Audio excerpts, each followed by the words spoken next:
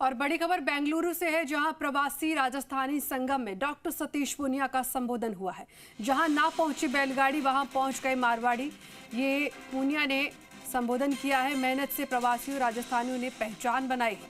राजस्थान आज निवेश के लिए सबसे मुरीद प्रदेश बन चुका है। राजस्थान में दुनिया का सबसे बड़ा सोलर पार्क भी है। राजस्थान में जीवन की उत्सव का रूपरेखा और डॉक्टर सतीश पूनिया का प्रवासियों से आह्वान भी किया गया है। आइए राजस्थान को विकसित बनाएं। भीलवाड़ा बालोतरा में धागा उद्योग में अपार संभावनाएं देखें। मिलेट से जुड़ें और उद्योग में प्रवासी निवेश भी कर सकते हैं। डेस्टिनेशन वेडिंग के लिए जयपुर, उदयपुर पसंदीदा जगह बन चुकी है। राजस्थान मेडिकल हब बनकर उभर रहा है। सतीश पूनिया वेलटेन सेंटर्स की कैपिटल कब भी बन सकता है। मैं एक बात कही कि कोई जमाने में कह हो जातो कि जहां ना पहुंचे रेलगाड़ी वहां पहुंचे मारवाड़ी। पहले तो कहता जहां पहुंचे रेलगाड़ी वहां पहुंचे मारवाड़ी, कि रेलगाड़ी जहां पहुंचती थी वहां तक आखिर तक मारवाड़ी पहुंच जाता था। फिर लोग कहते थे कि जहां ना पहुंचे रेलगाड़ी वहां भी पहुंच जाए मारवाड़ी। और फिर लोग बोले कि जहां ना पहुंचे बैलगाड़ी वहां भी पहुंच जाए मारवाड़ी। तो वो मैं खुद प्रत्यक्ष अनुभव करो कि एक बार नॉर्थ ईस्ट के टूर पर चाइना के बॉर्डर पर एक छोटे से गांव में एक परचून की दुकान वाला राम राम करी। तो मैं पूछो भाई कठे को है, बोलो जी राजस्थान को हूं। तो चीन के बॉर्डर पे दुकान खोलनी हो कोई हो सके है तो या एंटरप्रेन्योरशिप कोई में हो सके तो राजस्थान के लोग में हो सके।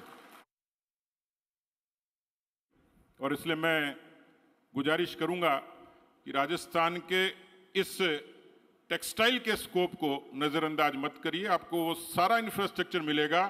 आज अच्छी कनेक्टिविटी है, अच्छा रेल नेटवर्क है, हवाई अड्डे पहले से ज़्यादा विकसित हुई हैं, फ्लाइट्स हमारे यहाँ बढ़ी हैं। मेरे ख्याल से पावर क्राइसिस तो नए के नाम पे हम सरप्लस हैं। तो आपको इंडस्ट्रीज में जो चीज़ें बेसिक चीज़ें चाहिए वो सब मिलेंगी। एमएसएमई मेरे ख्याल से खेती के बाद यानी कोविड के दौरान भी खेती ऐसा सेक्टर था जिसने देश में 3.4% की वृद्धि से राजस्थान और हिंदुस्तान की तरक्की को एक ताकत दी थी।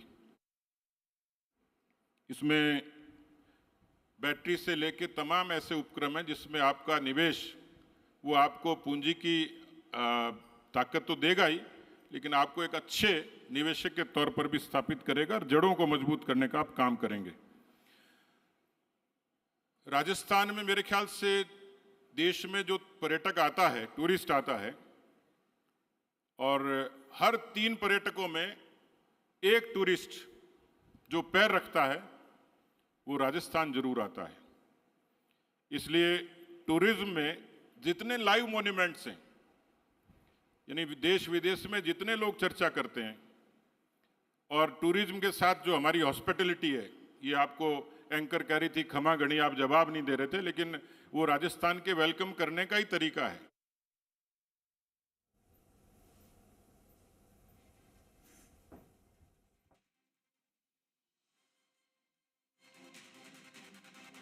हिंदुस्तान शायद दुनिया में आर्थिक तौर पर अपने पैरों पर खड़ा होने की ताकत रखता है तो एमएसएमई है। राजस्थान की वो 5 लाख एमएसएमई और ऐड हुई है।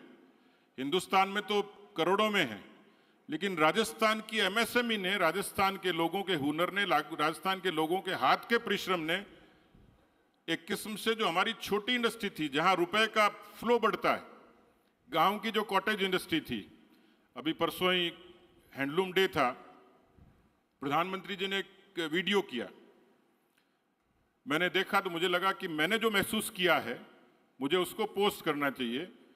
तो मैंने पिछले दिनों एक प्रयोग किया। मैं जब भी नेताओं से मिलने जाता हूं तो मैं महंगे उपहार नहीं ले जाता, मैं बाड़मेर का पट्टू लेके जाता हूं। और वो पट्टू भेड़ और कैमल की, ऊंट की ऊन का, यदि आप उसको महसूस करेंगे, देखेंगे तो ओढ़ने से लेके बिछाने तक उसकी कलाकारी इतनी अद्भुत है। आप उसको सोशल मीडिया पे भी देखेंगे तो आपको आनंद आएगा, लेकिन उसमें लाखों लोगों का रोजगार सिर्फ पट्टू को बनाने से लेके बाड़मेर और जैसलमेर के सीमावर्ती लोग लेते हैं। तो एमएसएमई अपने आप में इतना बड़ा भविष्य में जो एक अच्छी ताकत बन सकता है, जो आपको भी आपके निवेश को ऊर्जा दे सकता है, वो एमएसएमई है।